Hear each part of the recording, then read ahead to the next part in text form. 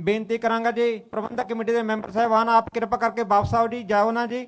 अपने जो चीफ गैसट अपने जो दिलों की धड़कन जिन्होंने लिए आप रोक के बैठे अपने साहां नूं, उन्होंने आप सन्मान करना है, उन्होंने भी आप सुन के जाना है।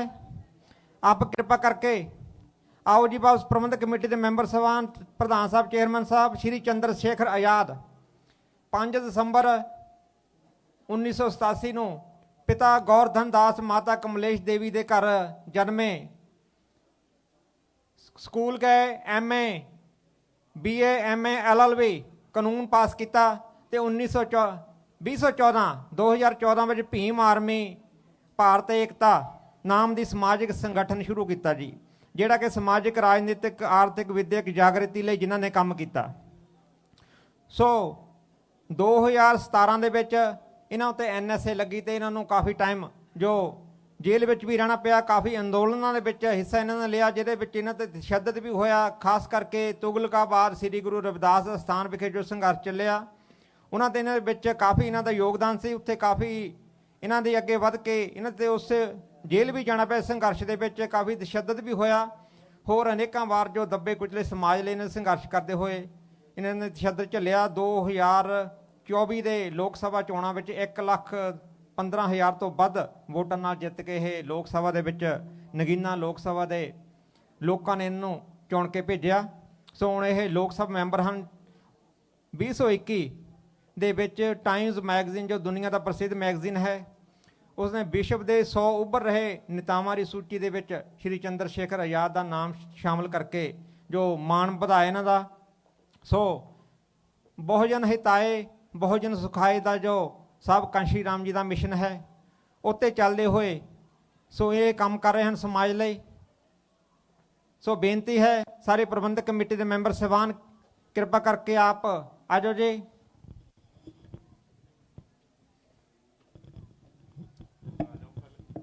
हाँ जी आ जाओ जी, आप वेलकम।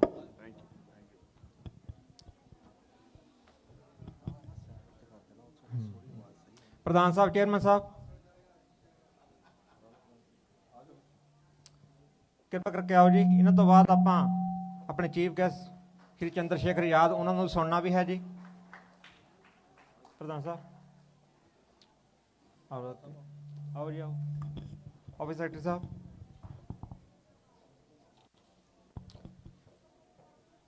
बोले सो निरभय महाराज की जय, बोले सो निहाल, सत श्री अकाल। जय जय जय जय जय भीम, जय भीम, जय भीम, जय जय जय जय जय भीम। जय भीम, जय भीम। बाबा साहब तेरी सोच ते मारा देंगे ठोके, बाबा साहब तेरी सोच ते मारा देंगे ठोके। जय जय जय जय जय भीम, जय भीम, जय भीम, जय जय जय जय जय भीम। जय भीम, जय भीम। बाबा साहब तेरी सोच ते मारा देंगे ठोके, बाबा साहब तेरी सोच ते। मारा देंगे ठोके। धन्यवाद सारे प्रबंधक कमेटी के मैंबर साहबान, कृपा करके आप वापस अपने जो जगह ते चले जाओ जी। हुण अपने जो चीफ गेस्ट हैं श्री चंद्र शेखर आजाद लोक सभा मैंबर, जिन्हों बारे आप ब्रीफली जानकारी आपने सरवण की है जी, अपने नाल सांझ पाण के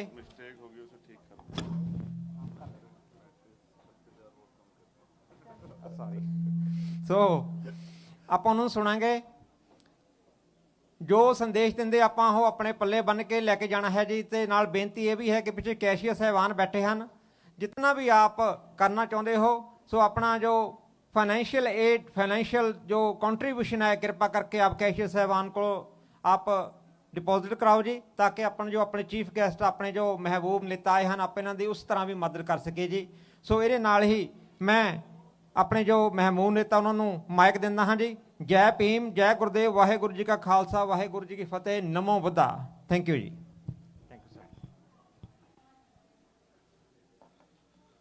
धन्यवाद संचालक महोदय।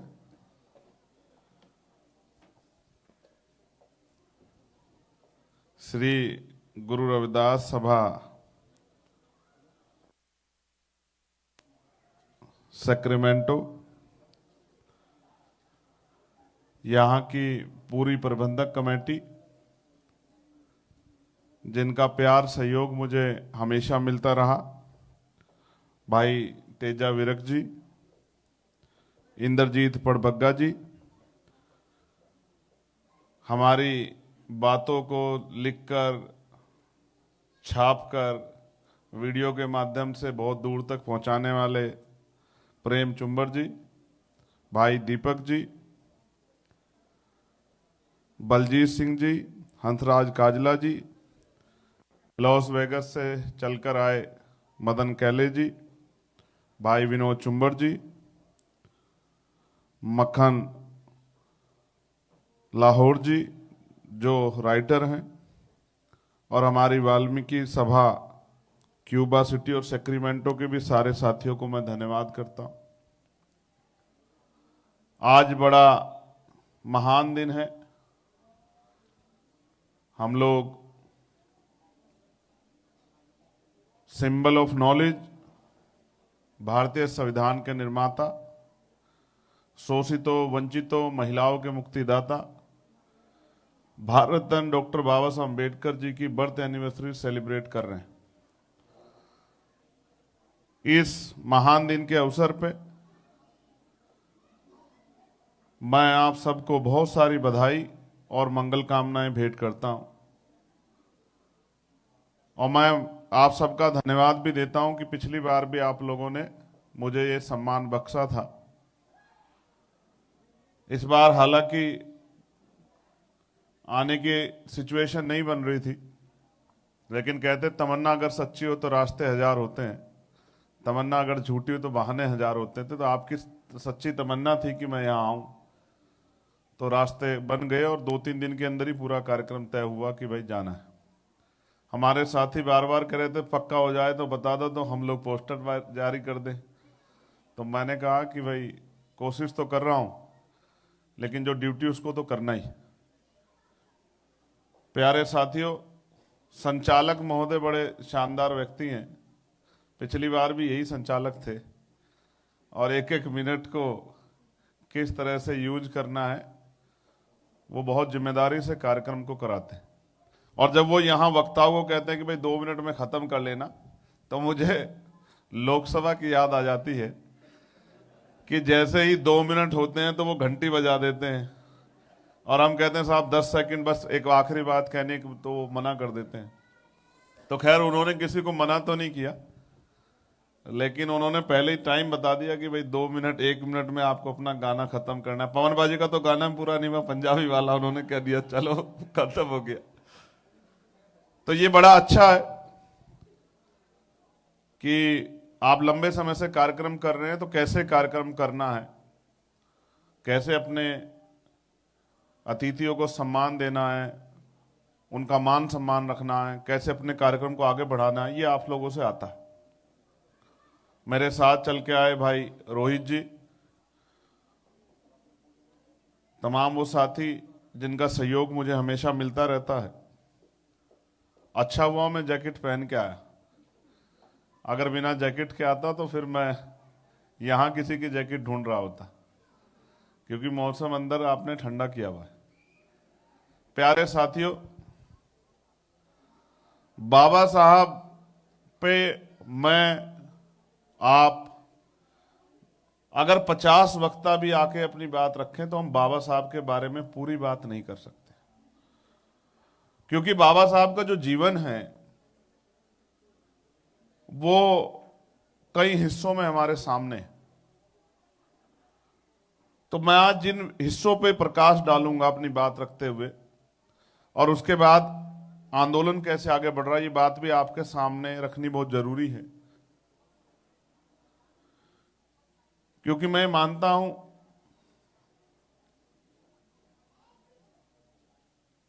जितना प्यार मुझे मिलता है, जितना सपोर्ट मुझे मिलता है, शायद ही किसी और को मिलता होगा इतनी कम उम्र में। इस बात को भी मैं महसूस करता हूं, और इस महत्वपूर्ण दिन पे बस मैं आपसे ये वादा ही कर सकता हूं कि जो पहले हुआ वो वापस नहीं दोहराया जाएगा। हम मिट तो सकते हैं लेकिन समाज के अधिकारों से समझौता नहीं कर सकते। हम बर्बाद तो, नुकसान तो उठा सकते हैं लेकिन महापुरुषों के मिशन से धोखा नहीं कर सकते।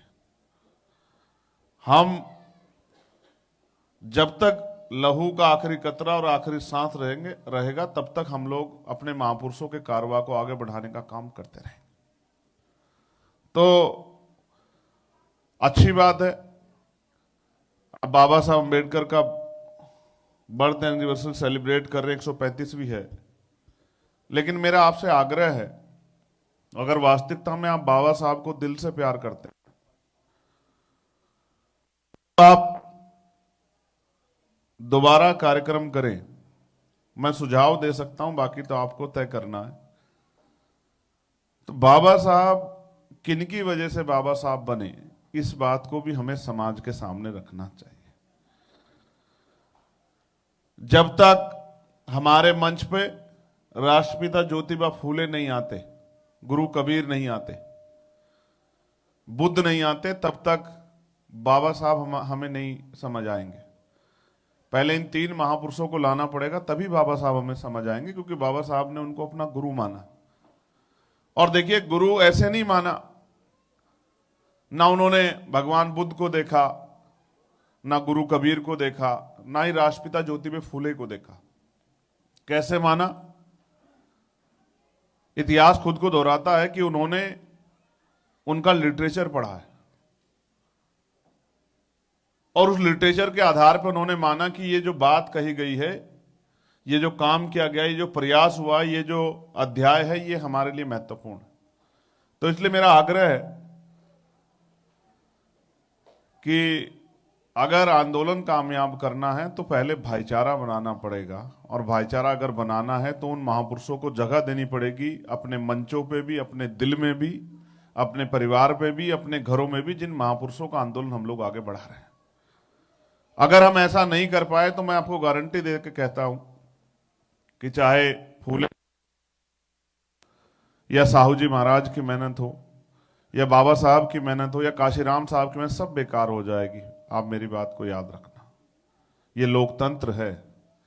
हमारा दुश्मन तो हमारे महापुरुषों का चित्र भी सर के ऊपर लगाता है, हम लोगों को गुमराह करने के लिए, और हम अपने महापुरुषों की तस्वीरें भी नहीं लगाते, उनके बारे में चर्चा नहीं करते, तो कहीं ना कहीं हम अपने महापुरुषों का आंदोलन नहीं चला रहे, उनके खिलाफ आंदोलन चला रहे हैं। हम राजनीति भी नहीं कर रहे, हम राजनीति के शिकार हो रहे हैं, क्योंकि दुश्मन भी चाहता है कि हम बटे रहें। जब हम बार बार ये कहते हैं कि ये हमारे महापुरुष हैं, तो इनसे जुड़ा हुआ समाज भी तो हमारा अपना समाज हुआ है नहीं हुआ, बताइए। प्यारे साथियों, यहां बहुत बड़ी संख्या में हमारी माएँ हैं, छोटी बहनें हैं, बड़ी बहनें हैं, नौजवान साथी हैं, बड़े बुजुर्ग हैं, सम्मानित लोग हैं। मेरे आज भी याद है, जब मैं लास्ट टाइम यहां बोल रहा था तो बहुत सारे हमारे साथी आंख से उनके आंसू बह रहे थे, मेरे आज भी याद। यही समय था और मुझे आने का अवसर मिला। मैं इसके लिए बाबा साहब अम्बेडकर को धन्यवाद करता हूं। उन्होंने जो अवसर दिए संविधान में, उसकी वजह से मैं मेंबर ऑफ पार्लियामेंट बना, और उन्होंने जो प्रोटेक्शन दिया मेंबर ऑफ पार्लियामेंट को, जो सुविधाएं दी हैं, उनकी वजह से मेरे जैसे व्यक्ति को, जिसको कोर्ट ने भी पासपोर्ट अलाउ नहीं किया, उसको 2 दिन में पासपोर्ट मिला, बिना लाइन में लगे वीजा मिला, और यहां आपके बीच आने का मौका मिला। ये दिया है बाबा साहब अम्बेडकर ने। तो हम उनके ऋणी हैं, और सिर्फ ऋणी नहीं रहेंगे, हम लोग कोशिश करेंगे कि उनके कारवा को हम लोग आगे बढ़ाएं। तो मैं बात कर रहा हूं राष्ट्रपिता ज्योतिबा फूले की। फूले साहब 1827 में पैदा होकर 1890 में चले गए, और आप उनका जीवन देखिए। वो और उनकी पत्नी,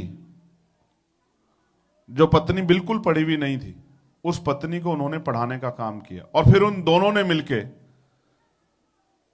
समाज की महिलाओं को, बच्चियों को पढ़ाने का काम किया, बेटियों को पढ़ाने का काम किया। जब उन्होंने पहला स्कूल खोला, यह बड़ा आश्चर्यचकित करने वाला इंसिडेंट है कि उनके पहले स्कूल में 6 बच्चियां पढ़ रही हैं, जिनमें से 4 ब्राह्मण समाज की, एक मराठा समाज की, एक शेड्यूल कास्ट की। 6 में से, इसका मतलब ब्राह्मण समाज की महिलाओं को भी शिक्षा का अधिकार उस समय नहीं था। इसका मतलब वर्ण व्यवस्था में, जाति व्यवस्था में जो लोग सबसे ऊंचे पायदान पे जिन्होंने अपने आप को रखा है, उन्होंने भी महिलाओं को, जो अपने घर की महिलाएं थी, अपने परिवार की महिलाएं थी, उनको भी सम्मान देने का काम नहीं किया। उनको भी अगर सम्मान देने का काम किया तो वो उन्हीं महापुरुषों ने किया जिनको मानवता का रास्ता पता है, जो मानवता को मानने वाले हैं, जो मानवता के रास्ते को आगे बढ़ाने वाले। तो 1890 में चले गए हैं फूले, 91 में बाबा साहब इस दुनिया में आए। तो बाबा साहब ने फूले जी को देखा नहीं है। जैसे आज हम बैठे हैं, मुझे आप सुन रहे हैं, ऐसे नहीं सुना उन्होंने उनको। उस समय की फूले साहब की तो उस तरह की वो वीडियो मिलती नहीं, उस तरह नहीं था, मतलब उस तरह की तकनीकी सुविधाएं नहीं थी। उनकी तो किताबें हैं, गुलामगिरी और इस तरह की जो उनका वो है, सत्यशोधक समाज का जो पूरा लिटरेचर है, वो बताते हैं उसमें पूरी व्यवस्था को कि क्या व्यवस्था क्या है। तो जब बाबा साहब आ गए, तो बाबा साहब पे जब मैं बात कर रहा था, उनका जीवन बड़ा लंबा है। पहले एक बाबा साहब हैं जिनको हम नहीं जानते हैं, नहीं समझते हैं। वो बहुत छोटे हैं, परिवार अभाव में हैं, गरीबी में हैं, पढ़ने के लिए अपमानित हो रहे हैं, स्कूल में बैठने नहीं दिया जा रहा है, जगह जगह तिरस्कार हो रहा है। फिर उनको स्कॉलरशिप मिल रही है, वो पढ़ने के लिए जा रहे हैं, अमेरिका आ रहे हैं, कोलंबिया यूनिवर्सिटी में। फिर वो लंदन स्कूल ऑफ इकोनॉमिक्स से जो है अपनी पढ़ाई पूरी कर रहे हैं, पीएचडी की। और फिर वो वापस जहां से स्कॉलरशिप मिली कि 10 साल में तक आपको यहां सेवा करनी पड़ेगी, इस बात के साथ स्कॉलरशिप मिली थी विदेश पढ़ने की, वहां नौकरी करने जा रहे हैं। इतने पढ़े लिखे व्यक्ति को सिर्फ जाति की वजह से सम्मान नहीं मिल रहा है। वहां कोई उनका गिलास उठाने को तैयार नहीं है। उनको एहसास हो रहा है कि इस देश में कोई वैल्यू नहीं है पढ़ाई की, कोई वैल्यू नहीं है आपके पास तकनीकी ज्ञान कितना है, बस आपकी जाति ही आपके लिए सबसे बड़ा पैमाना है। तो ये बात उनको महसूस होती है कि भाई ये अच्छी बात नहीं है, मुझे अपने जीवन में इस गुलामी की बेड़ियों को काटना है। और फिर इतना लिटरेचर है बाबा साहब का, वॉल्यूम्स के रूप में, और हर फील्ड में। चाहे वो जब हमारे यहां नोबेल मिला, एक बहुत बड़े अर्थशास्त्री, उनको पूछा गया कि आपके गुरु कौन है, तो कहते हैं कि इकोनॉमिक्स में मेरे गुरु डॉक्टर बाबा साहब अंबेडकर है, जिनको नोबेल पुरस्कार मिला है, वो कह रहे हैं। चाहे आरबीआई की स्थापना हो, उसमें बाबा साहब का बहुत बड़ा योगदान है, रिजर्व बैंक ऑफ इंडिया। चाहे भागना नागल बांध हो, उसमें बाबा साहब का बहुत बड़ा योगदान है।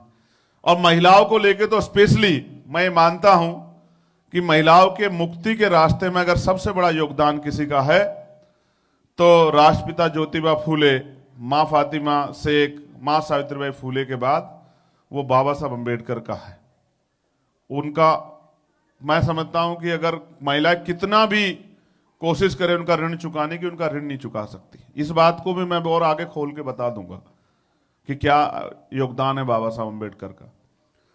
तो बाबा साहब मजदूरों को 12 घंटे की जगह 8 घंटे काम दिला रहे हैं, यानी कि मानवता की सेवा करते हुए उनके जीवन को सरल बना रहे हैं। वो बाबा साहब हैं जो महिलाओं को मैटरनिटी लीव दिला रहे हैं कि जब वो उस दौर से गुजरती हैं, बच्चा पैदा करती हैं और उनका शरीर उस तरह तैयार नहीं होता उस पीड़ा के समय को, तो बाबा साहब उनको 6 महीने बिना काम किए तनख्वाह देने का प्रावधान, आरामदायक जीवन देने का प्रावधान करके जा रहे हैं। और बाबा साहब अपने जीवन के अंतिम समय में जब कानून मंत्री पद से इस्तीफा दे रहे हैं, तो महिलाओं को जब बराबर का अधिकार नहीं दिला पा रहे तो इस्तीफा दे रहे हैं। ये हैं बाबा साहब, बहुत बड़ा कद है बाबा साहब का। लेकिन मैं एक किस्सा आपके सामने रखना चाहता हूं। पंजाब का बड़ा योगदान। जब मैं आता हूं तो पंजाब, मुझे पूरा पंजाब दिखाई देता है। जब आपके पीछे के टाइटल्स में सुनता हूं ना, माही, बंगा, सुन्नड़, तो वो मुझे वो सब दिखाई देते हैं क्योंकि मैं उन लोगों को जानता हूं। कोई फगवाड़े से है, कोई जालंधर से है, कोई लुधियाना से है, कोई होशियारपुर से है, इस तरह से कोई पठानकोट से। मुझे पूरा दिखाई देता है कि भाई पूरा पंजाब यहां मौजूद है। तो मैं आपको भी बधाई देता हूं कि आपने एक चीज को तो साबित कर दिया कि अगर रेस की लाइन एक है तो हम किसी से कम नहीं। ये बात तो आपने यहां आके और अपने आप को अपने पैरों पे खड़ा करके साबित कर दी। यहां जो सबसे बड़ा काम हुआ है वो आपने अपने बिजनेस और रोजगार के रूप में किया है। मैं जब कल जिस गाड़ी से आया था वो गाड़ी की वीडियो बड़ी वायरल हो गई है। तो मुझे किसी ने दिखाया कि किसी ने क्या, साथ आई थिंक रोहित ने दिखाया। तो रोहित ने जब मुझे दिखाया तो मैं उसके कमेंट पढ़ रहा था। गाड़ी में कुछ काम नहीं था तो उसमें कुछ लोग लिख रहे थे, कुछ लोग बड़ी प्यार की भाषा लिख रहे थे। जो और ज्यादा प्यार करते हैं वो ये भी लिख रहे थे कि देखो कितनी बड़ी बड़ी गाड़ियों में घूम रहे हैं। तो मैं सोच रहा था कि मैं कैसे आपका धन्यवाद करूं कि मेरे जैसे छोटे से आदमी को आपने करोड़ों रुपए की गाड़ी में घुमा के जो सम्मान दिया है मैं उसको कैसे चुकाऊं। लेकिन मैं अपने मन में इस बात को वो कर रहा था कि एक दिन ऐसा भारत भी हम लोग बनाएंगे कि वहां भी रेस की लाइन एक होगी और जाति धर्म के आधार पर कोई भेदभाव नहीं होगा, जो हमारे संविधान ने सुनिश्चित किया है। ये हम लोग इसके प्रयास में लगे हुए हैं।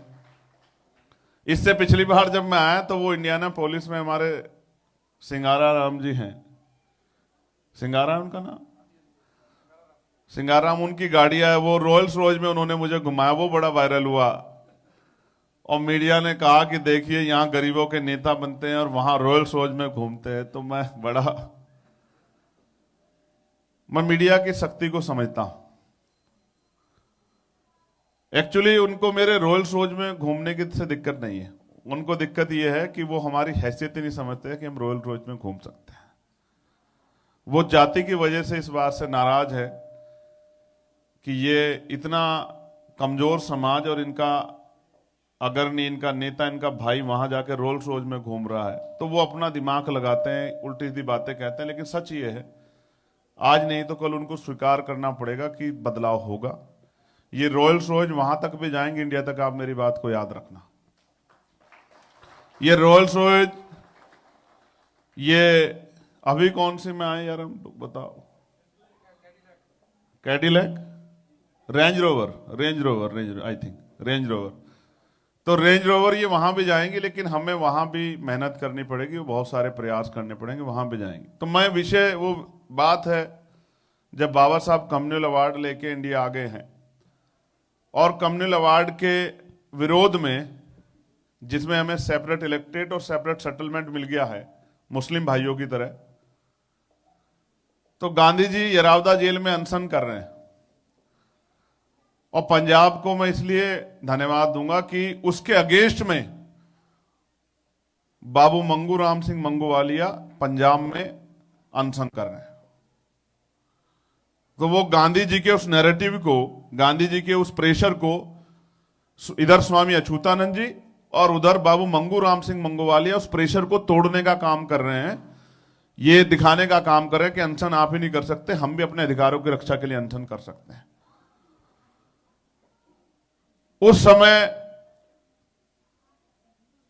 मैं ये महसूस कर सकता हूं कि पंजाब में भी उसी तरह का आंदोलन बहुत तेजी से आगे बढ़ रहा था, जिस तरह का आंदोलन बंगाल में आगे बढ़ रहा था, जिस तरह का आंदोलन महाराष्ट्र में आगे बढ़ रहा था, उसी तरह का आंदोलन पंजाब में भी आगे बढ़ रहा था। इसलिए पंजाब में रेवोल्यूशन पुराना है और पंजाब ने भारत को बहुत कुछ दिया है। एक हीरा है जिनको मान्यवर काशीराम साहब कहते हैं, उनके रूप में भी। तो मैं पूरे पंजाब को भी दिल से धन्यवाद करता हूं और मैं इस पंजाबियत को, आपके प्यार को, आपकी शक्ति को ऐसे ही आगे बढ़ती रहे, इसके लिए भी मैं प्रार्थना करूंगा कि वाहेगुरु जी, सतगुरु जी आपको चढ़ती कला रखें, खूब हिम्मत दें, खूब इज्जत दें, खूब प्यार दें, खूब कामयाब करें। तो बाबा साहब कहते हैं कि जीवन लंबा नहीं, जीवन महान होना चाहिए। आज हम पे गाड़ियां हैं, बड़े बड़े घर हैं, हम बहुत पढ़े लिखे हैं। मैंने सबको सुना, मैं इस बात को कहता भी हूं कि एजुकेशन बहुत इंपॉर्टेंट है, लेकिन क्या एजुकेशन ही इंपॉर्टेंट है? मैं कहता हूं समाज का कोई व्यक्ति बहुत पढ़ लिख लिया है, बहुत बड़े पदों पे चला गया है, उसके अंदर सामाजिकता नहीं है, वो सोशल रिस्पॉन्सिबिलिटी को नहीं समझता है, वो पे बैक टू सोसाइटी को नहीं समझता है, और वो उस पद पे बैठ के अपने गरीब समाज के लिए कुछ नहीं करता, उनका हाथ नहीं फड़ता है, तो क्या वो व्यक्ति समाज में अपनी ड्यूटी को अदा कर रहा है? आप अपने मन से पूछ के देखो। जो बाबा साहब द्वारा किए गए संघर्ष का फल लेके आज यहां हो या देश के उस कोने में हो या कहीं भी हो, एक अच्छी जगह को, एक इंपॉर्टेंट जगह को, एक की पोस्ट को प्रेजेंट कर रहा है। और वो अगर बाबा साहब के विचारों से अलग हटके या बाबा साहब के सिद्धांतों को, बाबा साहब का जो विजन था उससे अलग जाके काम कर रहा है, तो क्या समाज के लिए किसी काम का है? मैं इसको और ब्रीफ कर देता हूं और इसको आसान कर देता हूं समझने के लिए। कोई व्यक्ति बहुत पढ़ा लिखा है, बहुत बड़ा बिजनेसमैन है, बहुत बड़ी गाड़ी, साधन संसाधन के पास है, लेकिन वो अपने गरीब समाज की कोई मदद नहीं कर रहा है, तो समाज में क्या उसका सम्मान बहुत ज्यादा हो सकता है? क्या आप मुझे बताओ जोर से, हो सकता है क्या? क्यों? क्योंकि समाज में उन्हीं का सम्मान होता है जो समाज को कुछ देते हैं। समाज से लेने वालों का समाज ने कभी सम्मान नहीं किया है। यहां भी बहुत बड़े बड़े लोग होंगे, लेकिन जो समाज के बीच में नहीं रहता ना, समाज उससे मुंह मोड़ लेता है। वो कहता है भाई तू बड़ा होगा, अपने घर का होगा, यहां तो हम भले ही छोटे हों लेकिन हम अपने समाज के साथ खड़े। क्या जरूरत है आपको बाबा साहब अम्बेडकर का बर्थ एनिवर्सरी सेलिब्रेट करने की? आपको कोई, आप यहां के बहुत सारे जो हैं नागरिक हो गए, आपको कोई थोड़ा ही कह देगा क्यों नहीं कर रहे। लेकिन मैं आपकी हिम्मत की और आपकी पे बैक टू सोसाइटी की दाद देता हूं कि आप अपने रूट्स नहीं भूलें, अपनी जड़ें नहीं भूलें, अपने लोगों को नहीं भूलें, अपने जो है जिन महापुरुषों की वजह से हम यहां तक पहुंचे उनको नहीं भूले हैं। और आप आज भी मेरे जैसे लोगों को बुलाकर, उनकी मदद करके, उनको ताकत देके, उनका मनोबल बढ़ाकर इस काम को आगे बढ़ा रहे हैं, इसलिए मैं आपका धन्यवाद करता हूं।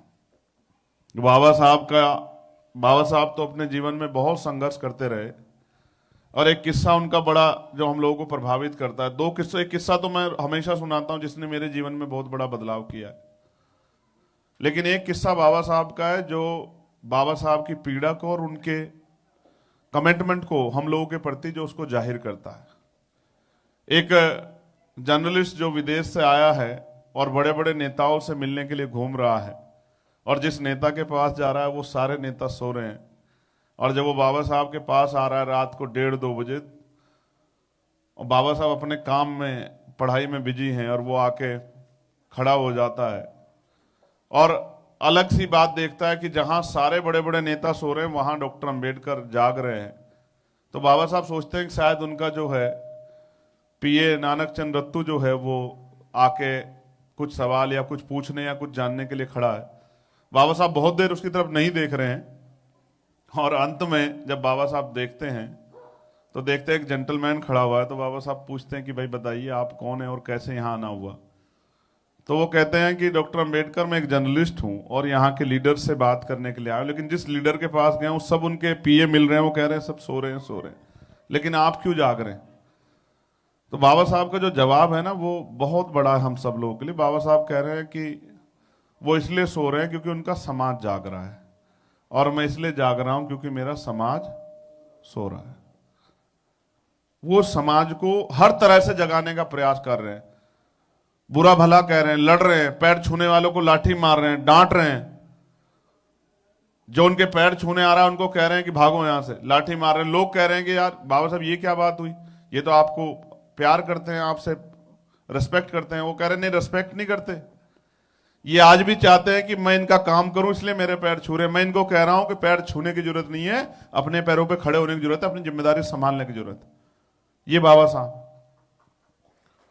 बाबा साहब एक इंडिविजुअल, एक किस्सा जो है बाबा साहब का, जब वो एक नौजवान जो सिविल सेवा में जॉब ले गया है, सिविल सर्विसेज में चला गया है और वो अपनी जॉब कर रहा है, बाबा साहब को सूचना चली गई है, क्योंकि भारत में 1935 के एक्ट में ये प्रोविजन आया था कि जो भारतीय हैं उनको भी हम लोग सिविल सेवा में अवसर देंगे।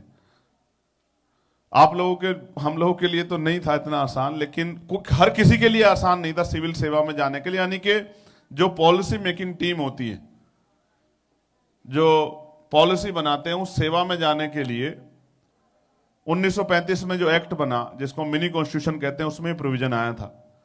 तो एक लड़का जो सिविल सेवा में चला गया है, बाबा साहब ने उसको पत्र लिखवाया, उसको बुलाया कि भाई मैं आपसे मिलना चाहता हूं। अब उस बच्चे तक ये खबर गई है, वो मिलने के लिए आया है और जेब में कुछ पैसे रख के लेके आया है, क्योंकि उस समय बाबा साहब आंदोलन चला रहे थे, तो पे बैक टू सोसाइटी के लिए तैयार कर रहे थे कि भाई जिस समाज से निकल के आए उस समाज को वापस करो, उस समाज को ताकत दो, समाज का हाथ पकड़ो। तो उसको ऐसा लगा कि अब मैं नौकरी लग गया हूं तो शायद बाबा साहब मुझसे उम्मीद कर रहे हैं कि मैं उनको कुछ आर्थिक मदद करूं आंदोलन चलाने में।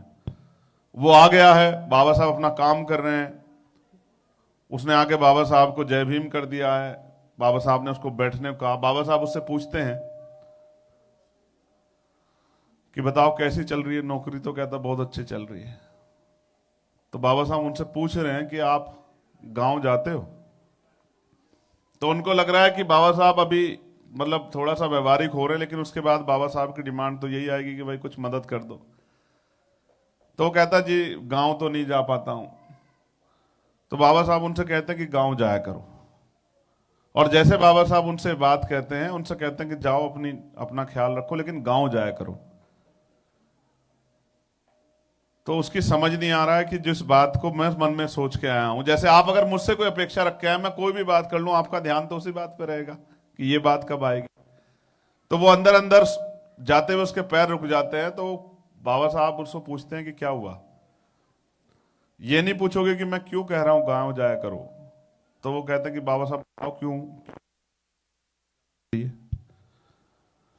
तो वो उस समय बाबा साहब उनको कहते हैं कि देखो जहां से आप निकल के आए हो ना, वो समाज मनोबल गिरा के बैठा है, कमजोर नहीं, क्योंकि मेहनत करता है, संघर्ष करता है, तो कमजोर नहीं है, वो मनोबल गिरा के बैठा है। जब आप बढ़िया गाड़ी में लाल बत्ती की उन बस्तियों में जाओगे जिन बस्तियों में कोई जाता नहीं है, जब आपका जिस पुलिस से या जिस सर्विस के लोगों से हमारे लोग डरते हैं, जब वो अधिकारी आपका दरवाजा खोलेगा तो आपके सोए हुए समाज में, गिरे हुए मनोबल के समाज में कितना बल पैदा होगा, इसका आप सोचो।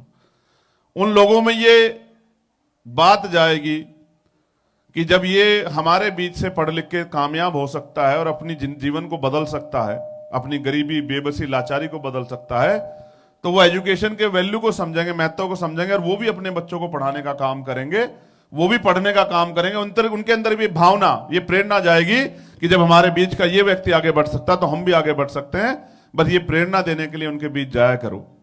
बाबा साहब हमसे कुछ चाहते नहीं थे, ना हमारी हैसियत हम बाबा साहब कुछ दे दें। भाई हम उनकी बर्थ एनिवर्सरी सेलिब्रेट कर रहे हैं, ये हम इसलिए कर रहे हैं कि हम उनके कर्ज को मानते हैं। बहुत सारे तो ऐसे लोग हैं जो मानते ही नहीं, जो कहते हैं कि हम अपने बलबूते आ गए। तो अभी बलबूते पे आने वाला समाज तो नहीं बना, क्योंकि किसी ना किसी ने, चाहे उन्होंने या उनके फोर फादर्स ने, किसी ने तो बाबा साहब के ऋण को यूज किया, जो उन्होंने संघर्ष किया उससे जो मिला उसको यूज किया।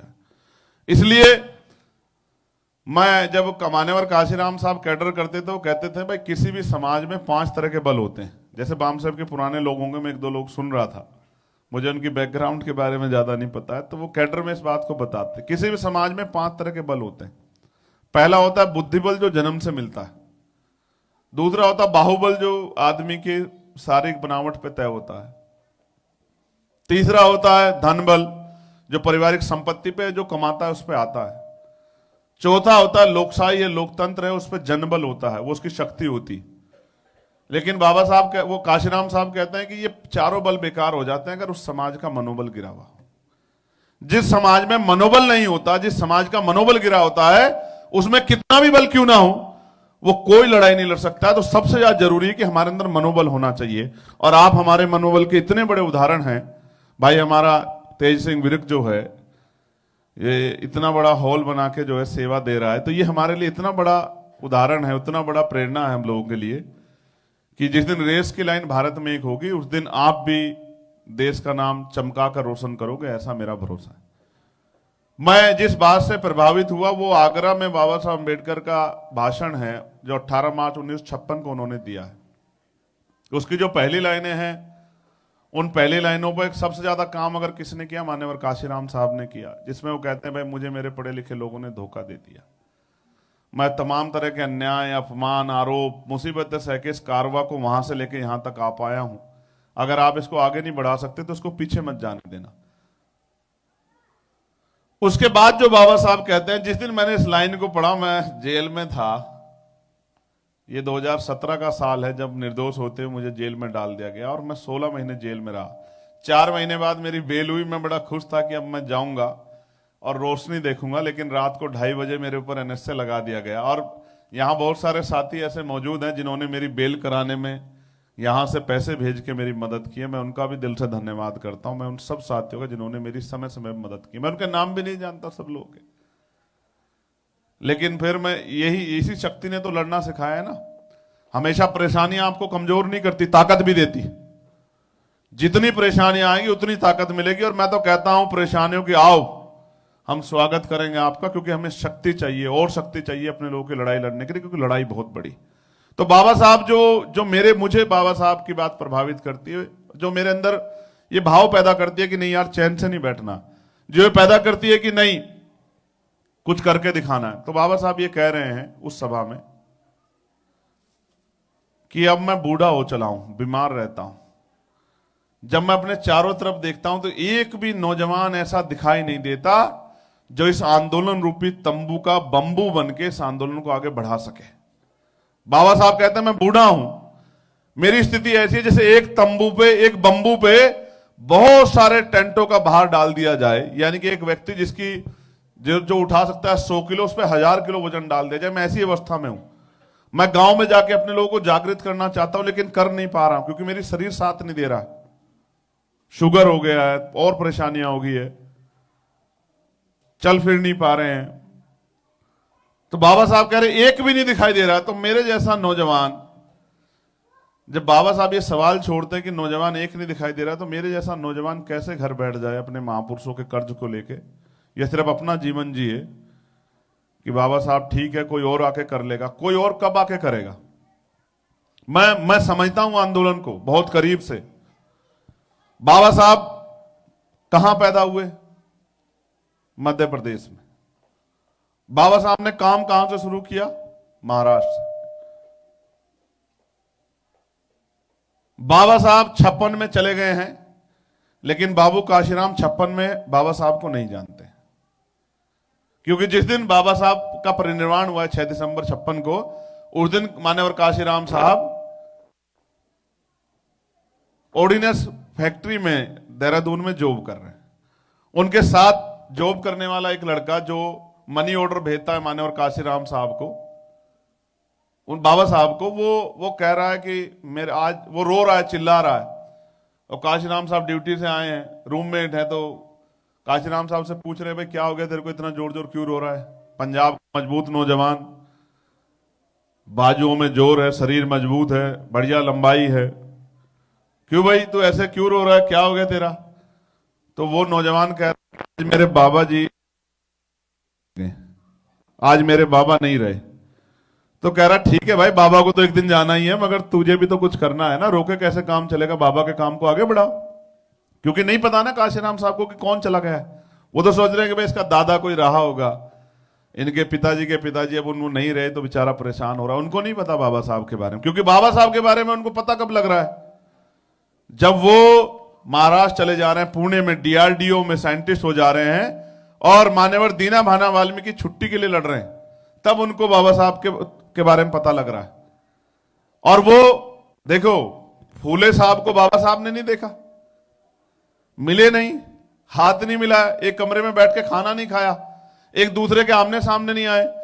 और ऐसे ही मान्यवर काशीराम साहब बाबा साहब के आमने सामने नहीं आए, मिले नहीं, हाथ नहीं मिलाया, खाना नहीं खाया। उन्होंने उनके कंधे पे हाथ रखा, ना कान में कहा कि आज आंदोलन चला। लेकिन उनकी किताबें पढ़ के उनको समझ आया कि यार ये अगर ना होते तो हम ना होते। तो वो नौकरी को लात मार दे रहे हैं, कह रहे हैं नहीं भाई अब पूरे जीवन में अब इन्हीं का आरवा आगे बढ़ाना है, इनका आंदोलन आगे बढ़ाना है। और फिर काशीराम साहब गांव गांव जाके बाबा साहब को, हमारे एक सज्जन हमसे पहले जो वक्ता थे वो कह रहे थे कि भूल गया था समाज बाबा साहब को। ऐसा ही है समाज, ये भूल जाता है, समाज बार बार भूल जाता है, क्योंकि इसके जीवन में खुद इतनी समस्या है, ये बार बार भूल जाता है संघर्ष करने वालों को। तो बाबा साहब के संघर्ष को भूल गया था समाज।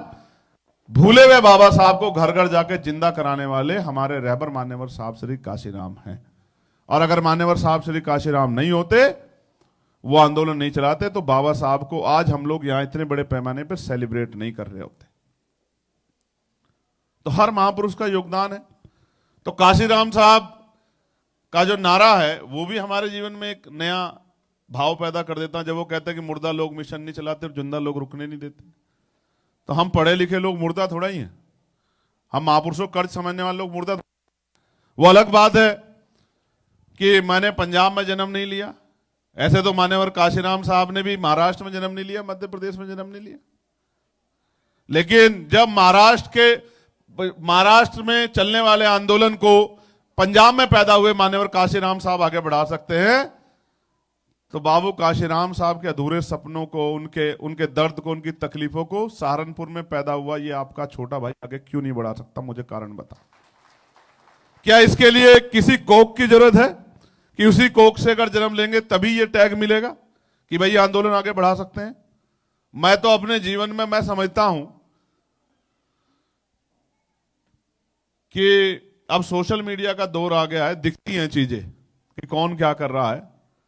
वरना मैंने अपने जीवन में जेल मुकदमे तो छोटी बात है। मुझे कल आज ही वहां पीटर्सबर्ग में एक लड़का मिला, वो कह रहा मैं आपके साथ दिल्ली वाले आंदोलन में था और हमें बहुत सारी लाठियां लगी। तो मैंने पूछा वो आपकी लाठी जहां लगी वो जगह ठीक है? तो हंसने लगे। तो मैंने कहा जेल क्यों नहीं गए आप? बोले हम लोग पीछे रह गए थे। मैंने कहा चलो कोई बात नहीं, वो काम हमने पूरा कर दिया। मैं आपको बहुत कड़वी बात कह रहा हूं अपने दिल से। आप तो यहां रहते हो, अगर आपको एक दिन के लिए जेल भेजा जाए, कितने लोग जाने के लिए तैयार है? मन से पूछ के देखो ईमानदारी से। कोई बच्चों का खेल है क्या?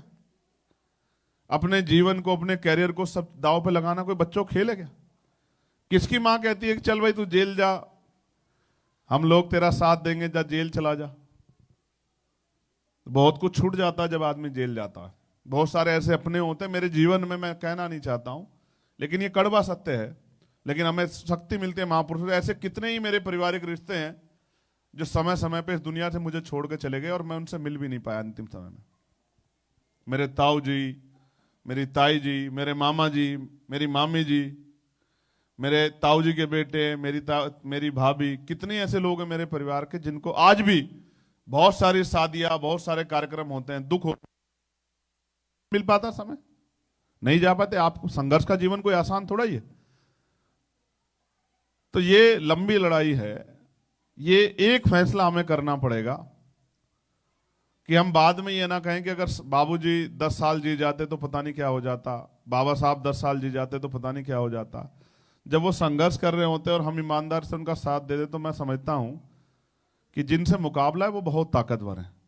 ये 1, 2, 10, 4 हमारे मीडिया के साथी कोशिश करते रहते हैं, लेकिन उनका जो मीडिया है वो सुबह से शाम तक टीवी पे एक ही खबर चलाता रहता है, 20 घंटे एक ही खबर चलाता रहता है, उन्हीं को दिखाता रहा, उनके झूठ को, उनके नैरेटिव को सच्चा साबित करता रहता है।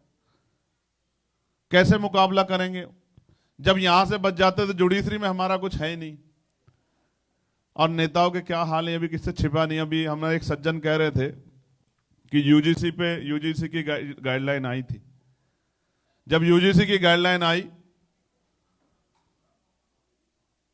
यूजीसी की गाइडलाइन से प्रभावित किसका जीवन हो रहा है? प्राइमरी स्कूल के बच्चे का या इंटरमीडिएट के बच्चे, किसका जीवन प्रभावित हो रहा है यूजीसी गाइडलाइन से? यूजीसी के अंडर में कौन से कॉलेज आते हैं, कौन सी यूनिवर्सिटी आती? तो यूजीसी से हमारे उस बच्चे का जीवन प्रभावित हो रहा है जो यूनिवर्सिटियों में पढ़ रहा है। यानी कि जो अगले 4-5 साल बाद हर तरह से समाज का नेतृत्व करने के लिए तैयार हो रहा है, अपने आप को मजबूत कर रहा है। वो यूनिवर्सिटियों से निकलेगा, बड़े बड़े कॉलेजों में, यूनिवर्सिटियों में जाके प्रोफेसर बनेगा, असिस्टेंट प्रोफेसर बनेगा, एसोसिएट प्रोफेसर बनेगा, चिंतक बनेगा, पत्रकार बनेगा, या और ऐसे किसी ऐसे स्थान को सुशोभित करेगा जहां से पॉलिसियां बनती हैं, जहां से नीतियां बनती हैं, जहां से लिटरेचर आते हैं। तो जब ये यूजीसी की गाइडलाइन आई और मैंने महसूस किया कि समाज के पढ़े लिखे बच्चे चारों तरफ देख रहे थे कि कोई उनके लिए लड़ेगा, कोई उनकी आवाज उठाएगा। आंदोलन खड़ा हो गया दिन रात की रात, मीडिया पे रोज डिबेट होने लगी, गालियां पड़ने लगी। एक भी नेता हिम्मत नहीं जुटा पा रहा था कि वो उन बच्चों के फेवर में खड़े होकर उनसे कहे कि हम आपके साथ हैं, आप अकेले मत समझना। क्या हो रहा है आपके बच्चों के साथ? उनकी संस्थागत हत्या हो रही है। रोहित वेमुला, पायल तड़वी, उनकी संस्थागत हत्या हो रही है। कैसे बच्चे हैं वो? जो टॉपर हैं, जिनको आप ऐसे नहीं रोक पा रहे, तो उनके खिलाफ इस तरह का षड्यंत्र कर रहे हो कि वो अपनी जान दे दें। ये हो रहा है यूनिवर्सिटियों में, कॉलेजों में, बहुत बड़े पैमाने पर। इसलिए यूजीसी की गाइडलाइन आई। तो मुझे लगा कि अगर मैं इस लड़ाई में उतरा तो मुकाबला बड़ा कठिन हो जाएगा, क्योंकि पूरा मीडिया, पूरा एडमिनिस्ट्रेशन, पूरा तंत्र खिलाफ खड़ा है। मगर फिर बात वही है कि भाई अब उनकी खिलाफत देख के क्या लड़ना बंद कर दिया जाए या लड़ा ना जाए? तो बहुत जोर शोर लड़ाई हुई, आंदोलन हुए, दिल्ली में डिबेट्स हुई। और आप विश्वास करो, मेरी डिबेट सुनना उस समय की, जर्नलिस्ट कहते हैं, मैंने उनको उन्हीं के टीवी चैनल पर बैठ के इस तरह से संवैधानिक रूप से, नैतिकता के आधार पे इस तरह से अपनी बात को रखा कि उनके पास जवाब नहीं था। कोई कह जाता कि आरक्षण 10 साल के लिए था, मैं उसको भी जवाब देता कि आपको पता ही नहीं कौन सा आरक्षण 10 साल के लिए था। पॉलिटिकल रिजर्वेशन था 10 साल के लिए। जो नियुक्तियों में रिजर्वेशन है तो तब तक रहेगा जब तक इस देश में जाति के आधार पर गैर बराबरी रहेगी। जब और सवाल आते तो मैं उनसे पूछ लेता कि भाई आपने आर्थिक आधार पर आरक्षण दे दिया, इसका कौन सा प्रावधान है? अभी 2 दिन पहले महिला रिजर्वेशन पे देश के होम मिनिस्टर बोल रहे थे, तो ये कह रहे थे कि धर्म के आधार पर आरक्षण नहीं होता, संविधान के किसी आर्टिकल में इसका प्रावधान नहीं है।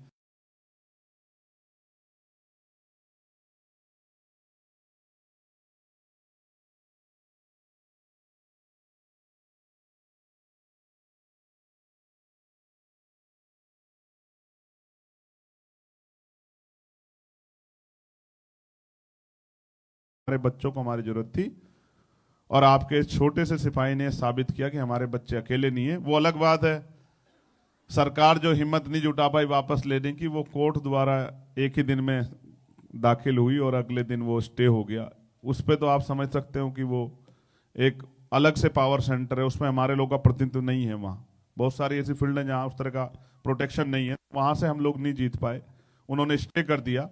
लेकिन ये बात मैं आपको इसलिए बता रहा हूं कि भारतीय लोकतंत्र में हो सकती है।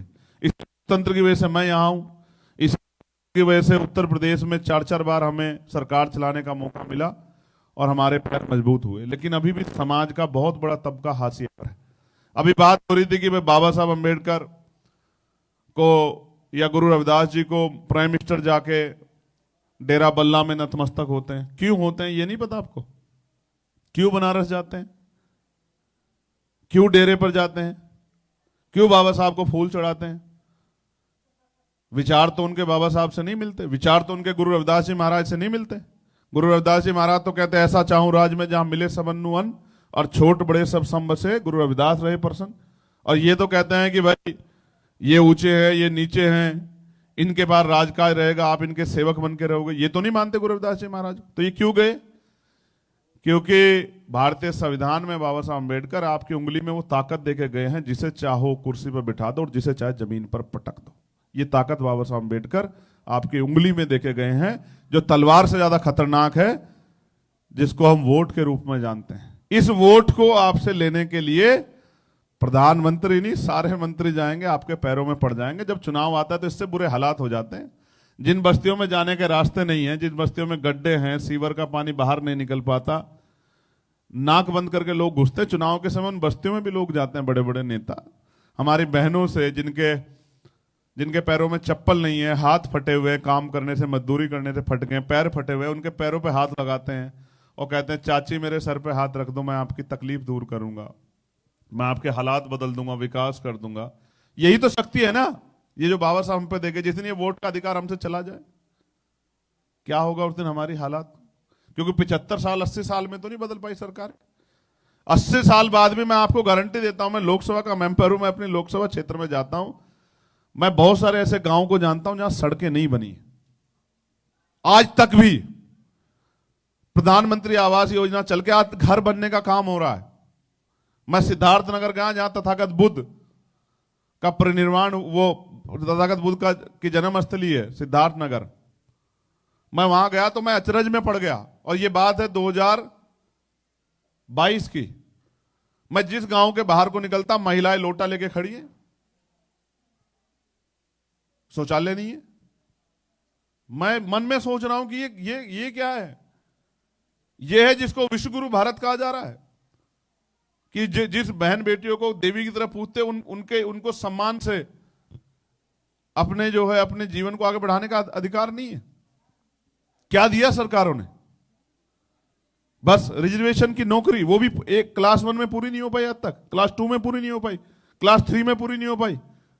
इतना बैकलॉग है, 5 लाख से ज्यादा का बैकलॉग है। देखो, आप पॉलिटिकल पावर को नहीं समझ पाए हमारे लोग। बाबा साहब ने पॉलिटिकल पावर हमें इसलिए दी क्योंकि वो जानते थे कि जिन्होंने सदियों से डिस्क्रिमिनेशन किया वो आपको कुर्सी पे नहीं बिठाएंगे। संविधान में बाबा साहब ने सबको बराबरी की बात कर दी है, लेकिन मन से किसने स्वीकार नहीं किया कि लोग बराबर हैं। आज भी अंतरजातीय विवाह करने पर हत्या हो जाती है, कत्लेआम कर दिया जाता है। इसलिए मैं ये कह सकता हूं बहुत जिम्मेदारी से कि गलती हमारी भी है। हम समझ ही नहीं पाए कि ये वोट कितनी बड़ी ताकत है, और हम भाईचारा बनाने में कामयाब नहीं हो पाए। काशीराम साहब इसमें कामयाब हुए, लेकिन उनके बाद बहुत कामयाबी नहीं मिली। एक साथी हमारे कह रहे थे कि भाई 10 साल बाद, मैं आज आपको कह रहा हूं, और मैं बात ऐसा नहीं कि आपके सामने कह रहा हूं आपको खुश करने के लिए, मगर मैं ये भी धोखा दे रहा है। देखो, ये धोखा दे सकता है, ये धोखा नहीं दे सकता। मेरी बात को आप याद रखना। आप लिखो इस बात को अपनी डायरियों में, मैं सिग्नेचर करके जाऊंगा कि अगले 10 साल के अंदर भारत की लाल किले की प्राचीर से एक अंबेडकरवादी झंडा फहराएगा देश के प्रधानमंत्री होने के नाते। और मैं कोई चीज हवा में नहीं कहता हूं, मैं वकील हूं और 12-15 साल के संघर्ष में, और हवाओं के रुख हम लोग जानते हैं। इस बार बाबा साहब अम्बेडकर की जयंती, कोई गांव ऐसा नहीं था, कोई पार्टी ऐसी नहीं थी, कोई संस्था ऐसी नहीं थी जो सुबह शाम बाबा साहब को गाली देती, वो भी मजबूरी में बाबा साहब की तस्वीर के आगे फूल चढ़ाने का काम करे। ये बदलाव हो गया इस समय में। देखो, बड़े बुजुर्ग तो ठीक है अपना काम बेचारे करते हैं, वो समझते हैं, लेकिन कहते हैं ना, संघर्षों के साए में घनघोर जवानी पलती है और इतिहास उधर झुक जाता है जिस ओर जवानी चलती है। पंजाब तो वो है जिसने देश को करतार सिंह सराभा दिए। पंजाब तो वो है जिसने इस देश को, जहां से मैं आया हूं, उसको शहीद आजम सरदार भगत सिंह दिए। पंजाब तो वो है जिन्होंने अपने संकल्प को पूरा करने वाले शहीद उधम सिंह दिए हैं भारत को। तो मैं इसलिए आपसे वादा कर रहा हूं, उत्साह में नहीं कर रहा हूं, संगठन के नाते कर रहा हूं। एक चीज मैं अभी कहना नहीं चाहता क्योंकि उससे मनोबल गिरेगा, लेकिन हम लोग प्रिपरेशन कर रहे हैं। एक ट्रेंड संगठन का मुकाबला दूसरा ट्रेंड संगठन ही कर सकता है। शेर का मुकाबला बकरी नहीं कर सकती है, भेड़ नहीं कर सकती। शेर और बकरी भेड़ में लड़ाई होगी तो रिजल्ट सुन लो मुझसे कि भेड़ को शहादत देनी पड़ेगी, तभी लड़ाई खत्म होगी। हम लोग ट्रेनिंग सेंटर चला रहे हैं, हमारे कैडर कैंप चल रहे हैं, और मैं बहुत जिम्मेदारी से आपसे कह रहा हूं, जिस तरह से हम लोग सबकी लड़ाई लड़ रहे हैं, शेड्यूल कास्ट की नहीं, शेड्यूल ट्राइब की नहीं, ओबीसी की नहीं, मुस्लिम्स की भी, किसानों की भी, मजदूरों की भी, नौजवानों की भी। एक तरफ बड़ी ताकत हमें, हमारी क्रेडिबिलिटी को, हमारे इस मजबूती को, हमारी जो है भाईचारिक शक्ति को कमजोर कर रही है, लेकिन हमारे लोगों की इच्छा शक्ति बहुत है, और हमने बहुत बड़ा प्रयास किया है कि नौजवानों में उभाव पैदा करें कि वो, ये बात मुझे बड़ी पसंद आई कि जिस समाज को शक्ति बनानी है उसको वर्कर बनना पड़ेगा, सिर्फ वोटर से काम नहीं चलता है। मैं जिस समुदाय में पैदा हुआ हूं, जिस दिन वो दलित समाज, जातियों में बटा वो दलित समाज भाईचारा बना के जिस दिन वर्कर बन जाएगा, उस दिन 1 साल के अंदर इलेक्शन करा लेना, देश का कोई भी इलेक्शन हम लोग नहीं हार पाएंगे। लेकिन हम ये ना समझें कि वोट देके हम कोई एहसान कर रहे हैं।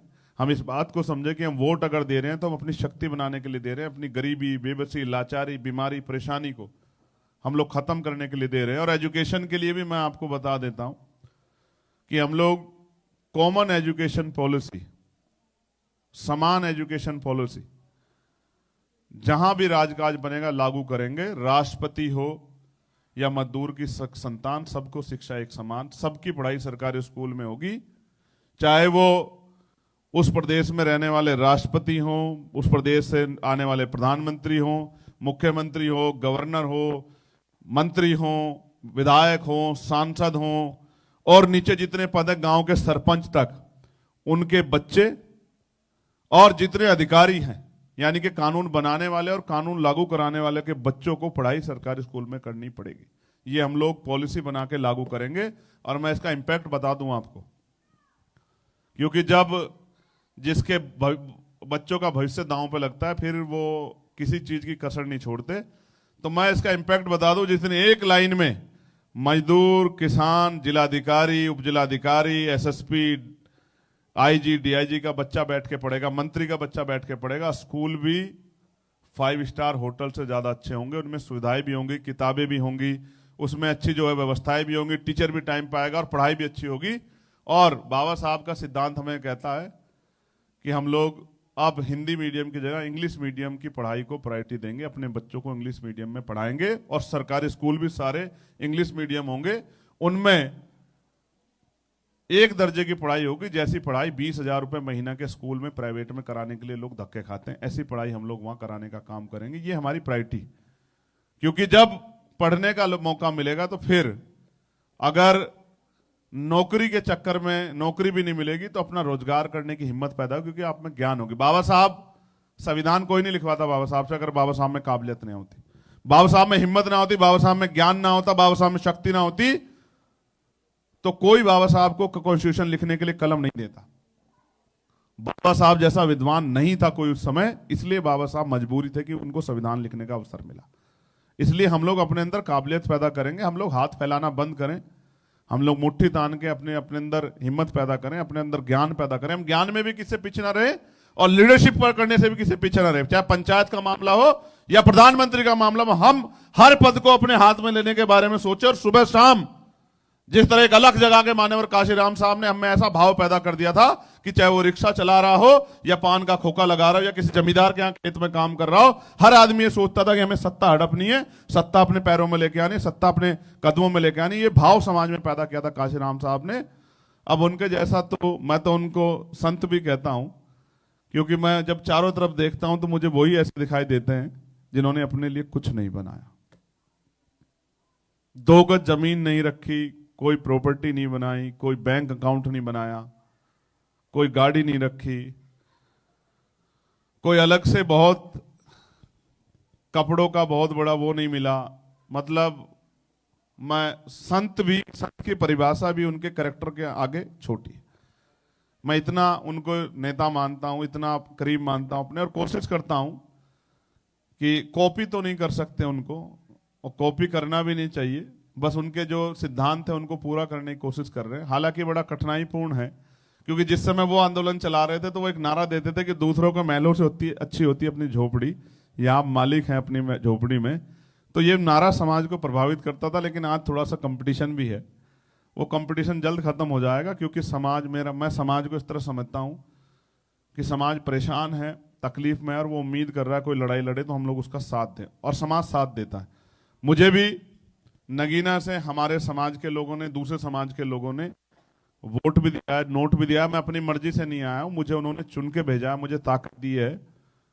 मैं इस अवसर को 2 साल में जितना भुना पाया हूं, जितना आगे बढ़ा पाया हूं, वो ये है कि मैं भी एक पार्लियामेंट में मेरा एक क्वेश्चन लगा था, जो इलेक्ट्रॉनिक मीटर लग रहे हैं बिजली के भारत के अंदर हर स्टेट में, प्रीपेड मीटर हैं वो। अब मुझे नहीं पता आपके यहाँ बिजली का बिल कैसे जमा होता है, वहां ये नया प्रावधान आया, जितना पैसा गिरोगे उतनी बिजली आप यूज कर पाओगे। आपको पहले से जैसे मोबाइल में कराना पड़ता है ना रिचार्ज, इस तरह का वो प्राइवेट, क्योंकि दे दिया सब प्राइवेट कर दिया, निजी क्षेत्रों में दे दिया सब, तो वो प्राइवेट कर दिया बिजली उन्होंने। अब उसका इंपैक्ट क्या है कि जैसे आपका बैलेंस खत्म हुआ, चाहे रात के 2 बज रहे हो, आपको कितनी जरूरत क्यों ना हो, तो बैलेंस खत्म हुआ तो भूल जाओ बिजली को। तो ये सवाल जब मैंने लगाया और मैंने मंत्री जी से सवाल पूछा कि सर ये गरीबों के साथ जिनको काम नहीं मिल रहा है, जिनको आप 80 करोड़ लोगों को 5 किलो राशन दे रहे हो, उन लोगों के साथ इसका में क्या प्रावधान किया आपने? अगर वो नहीं ऐसा है कि उन पे 2 दिन काम नहीं किया, नहीं पैसे हैं, तो वो बिजली कहां से लेकर आएंगे? उनके परिवारों का क्या होगा? उनके बच्चों का क्या होगा? उनके भविष्य का क्या होगा? उनकी बच्चियों की इज्जत का क्या होगा? तो उन्होंने कहा कि नहीं, हम लोग इस पे सोच रहे हैं। तो मैंने कहा, आप बताओ ये कंपलसरी है या ऑप्शनल है? तो मंत्री जी ने जवाब दिया कि ऑप्शनल है, ये इसके लिए बाध्यताएं नहीं, आपको कोई जबरदस्ती नहीं लगवा सकता है। मैंने कहा ठीक है। तो मैंने वो पूरे उसको तत्काल कहा सबको कि इसको घर घर बताओ और सारे अधिकारियों को बताओ कि ऑप्शनल है। उसके बाद मेरी लोकसभा में एक दिन बड़े बड़े अधिकारी चल गए कि मीटर लगाना है, तो लोगों ने कहा कि हमारे सांसद ने तो मना कर दिया है, और मंत्री जी ने कहा। तो कहीं नहीं नहीं, एक बार बात करा दो। तो मैंने उनको कहा, भाई क्यों लगा रहे हो? तो मुझसे बोले वो अधिकारी कितने तेज है, कह रहे सर हम आपसे मिलना चाहते हैं, एक दिन हम आप हमारी चाय पीने आ जाओ या हमें चाय पिला दो, हम आपको कुछ मिठाई भेंट करना चाहते हैं, लेकिन आप इस काम को मत रोको, ये इससे सरकार का नुकसान होगा। तो मैंने उसे कहा, मेरा नाम चंद्रशेखर आजाद है, मिठाई का तो पता नहीं, मगर जूते मत खा लेना। मैंने कहा किसी घर पे अगर मीटर लगा दिया और मुझे खबर आ गई तो मीटर के साथ पूरे क्षेत्र में घुमाऊंगा, ये बात अच्छी तरह याद रखना। और कल ही जब मैं यहां आया तो मैं आज सुबह अखबार पढ़ रहा था, मैंने लेटर लिखा यहां आने से 2 दिन पहले अपने यहाँ के ऊर्जा मंत्री को उत्तर प्रदेश के, कि आप जवाब दीजिए, सेंटर की सरकार कह रही है, हमारे यहाँ कॉन्स्टिट्यूशन में रूल है कि अगर 2 स्टेट गवर्नमेंट ने और सेंट्रल गवर्नमेंट ने कानून बनाए हैं तो सेंट्रल गवर्नमेंट को ये पावर है कि उनके कानून को प्रायोरिटी दी जाएगी। तो सेंट्रल गवर्नमेंट ये कह रही है, केंद्रीय सरकार ये कह रही है, बिजली विभाग ये कह रहा है कि भाई ये ऑप्शनल है, तो आप जबरदस्ती क्यों लगवा रहे हो? तो कल उन्होंने लेटर जारी किया कि जबरदस्ती किसी के यहां प्रीपेड मीटर नहीं लगेगा। तो ये एक व्यक्ति की ताकत से इसलिए हो पाया क्योंकि ये लोकतंत्र है, यहां हर व्यक्ति को अवसर दिए गए हैं कि वो अपनी बात को मजबूती से उठाए। और जिस बिल की बात आप कर रहे थे, वो बिल असल में जैसे ये बोतल है ना, नया रैपर लगा के बेचने का इंतजाम सरकार कर रही थी। सरकार के इंतजाम को हम लोगों ने पकड़ लिया, क्योंकि जिस बिल की बात वो कर रहे हैं, वुमेन रिजर्वेशन, हम तो बाबा साहब को मानने वाले लोग हैं। बाबा साहब ने कहा है कि मैं किसी भी समाज की तरक्की उस समाज में रहने वाली महिलाओं की तरक्की से मापता हूं। तो हम कैसे पीछे जा सकते थे? हम तो सबसे बड़े आगे बढ़ के वोट करते। लेकिन महिला रिजर्वेशन 33%, ये तो 2023 में ही पास हो चुका है। अब सवाल यह था कि उसको लागू कराने में सरकार देरी कर रही है, वो क्योंकि उसको लागू कराने से पहले शर्त सरकार ने रखी थी कि पहले हम कास्ट सेंसस कराएंगे, फिर हम लोग डीलिमिटेशन कराएंगे, देन हम लोग इसको लागू करेंगे सीटें बढ़ाकर। अब वो कह रहे हैं कि भाई इनकी जरूरत नहीं है, पिछली जनगणना पे लागू कर देते हैं। इसमें हमारा नुकसान हो रहा है। नुकसान कैसे हो रहा है कि जैसे दिल्ली की आबादी अभी 2.5 करोड़, मगर दिल्ली में लोकसभा की 7 सीटें हैं। अब आप ये समझो कि एक सांसद कितने लोगों से मिल सकता है, कितने लोगों की पीड़ा को सुन सकता है। 2.5 करोड़ को आप 7 से भाग कर दो तो आपको पता लग जाएगा कि लगभग 40 लाख से ज्यादा का पे एक सांसद बना हुआ। लेकिन बाबा साहब क्या कह रहे हैं लोकशाही में कि 1 मैन 1 वोट, 1 वोट 1 वैल्यू। इसलिए हर एक व्यक्ति की वोट की कीमत बराबर है। इसलिए ऐसा नहीं होना चाहिए कि कहीं पे 50 लाख की कोई लोकसभा है, कहीं पे 10 लाख की कोई लोकसभा है। और हमारे यहां उत्तर प्रदेश की बात मैं आपको बता दूं, उत्तर पार्लियामेंट में चर्चा आपने सुनी, ये बात किसी ने नहीं की होगी। सब लोग कह रहे हैं कि दक्षिण भारत को नुकसान हो रहा है, लेकिन एक कड़वा सच ये भी है कि उत्तर भारत को भी बहुत बड़ा नुकसान हो रहा है। हमारी उत्तर प्रदेश की आबादी के हिसाब से 2011 में 20 करोड़ आबादी थी, और जो रेशो बनाया 14,20,000 पे एक लोकसभा होनी चाहिए। अगर हम उसको 815 से डिवाइड कर रहे हैं, लेकिन हमारे यहां तो 17-17, 18-18, 20-20 लाख लोगों पे एक सांसद है। तो इस तरह से अगर ये बिल पास भी हो जाता तो उत्तर प्रदेश में 120 सीट हो जाती है 80 से बढ़ के, लेकिन बैठती हमारी 140 है। पंजाब की भी ज्यादा बैठती है, हरियाणा की भी ज्यादा बैठती है, राजस्थान की भी ज्यादा बैठती है, मध्य प्रदेश की भी ज्यादा बैठती है, झारखंड की, बिहार की, दिल्ली की, उत्तराखंड की ज्यादा बैठती है। तो वो आंख बंद करके हमारी सीटों को, हमारे अधिकारों को खत्म करना चाहते हैं। ये तो नहीं स्वीकार हो सकता, इसलिए हमने उसका विरोध किया बिल का। और जो भी संविधान के विरोध में बिल आएगा, हम लोग उसका विरोध नहीं करेंगे, सिर्फ पार्लियामेंट में नहीं, सड़क पे भी विरोध करेंगे और कोशिश करेंगे सरकार को हरा के उनके घुटने टिकवा दें, क्योंकि हम डॉक्टर बाबा साहब को मानने वाले लोग। अंबेडकरवादी होने का मतलब ही यह है कि हम गलत का विरोध करें। अंबेडकरवादी होने का मतलब यह है कि हम भाईचारे का सम्मान करें। अंबेडकरवादी होने का मतलब ये किसी भी तरह का डिस्क्रिमिनेशन हो, भेदभाव हो, कहीं हो, चाहे देश में हो देश से बाहर हो, और अंबेडकरवादी को पूछा जाए तो उसका पहला फर्ज ये होता है कि वो डिस्क्रिमिनेशन को नकारे, चाहे वो उसके दुश्मन के साथ ही क्यों ना हो रहा हो। ये है अंबेडकरिज्म और हम उसको फॉलो कर रहे हैं। और मैं बहुत जिम्मेदारी से कह रहा हूं कि ये लड़ाई लड़ी जाएगी और ये लड़ाई जीती जाएगी, क्योंकि नौजवानों ने अपने कंधों पे बागडोर ली है। अधूरी तो छोड़ेंगे नहीं साहब, बस ये है कि समय कितना लगता है ये उसके ऊपर डिपेंड करता है, क्योंकि मुकाबला जिनसे है उनकी मनी माफिया मीडिया का मुकाबला आप समझ सकते हैं। समाज तो इतना सशक्त नहीं है, आप तो वहीं से निकल के आए, आप तो जानते हैं समाज के हालात, जानते हो नहीं जानते हो? बताओ, जोर से बताओ, जानते हो नहीं जानते हो? कितने परसेंट लोग आगे बढ़ गए होंगे, मुख्य धारा में चले गए होंगे? कितने परसेंट लोग जो हैं कामयाब हो गए होंगे? 10% लोग? 90% लोग तो वो है ना जो सुबह काम करने जाते हैं, तब उनके घर में सुख सुविधाएं आती हैं। अगर उनको बच्चे का जन्मदिन मनाना हो तो पैसे उधार लेने पड़ते हैं मालिक से, बेटी की शादी करनी पड़ती है तो जमीन जो है थोड़ी बहुत ही या कर्ज लेना पड़ता है साहूकार से, उसको उतारने में उसके बाल उड़ जाते हैं, पैरों की चप्पल घिस जाती है। समाज ऐसा ही, लेकिन वो समाज फिर भी बहुत मजबूत है, क्योंकि मैंने अभी रैलियां की है उत्तर प्रदेश में, 8 कुर्सियां कम पड़ गई लेकिन समाज ने हिम्मत कम नहीं छोड़ी। और कोई प्रचार का माध्यम नहीं था, बस लोग हमारे कार्यकर्ता जमीन पे कहने जाते थे और मैं ऐसे लाइव आके, जैसे ये यूट्यूब पे चल रहा है, उनसे अपील करता था कि भाई आ जाना, साधन तो है नहीं, अब आप लोग संभाल लेना। लेकिन मैं आपको बहुत दिल की बात बताता हूं, अमीरों का तो नहीं पता, लेकिन गरीब इतना पक्का है महापुरुषों के विचार पे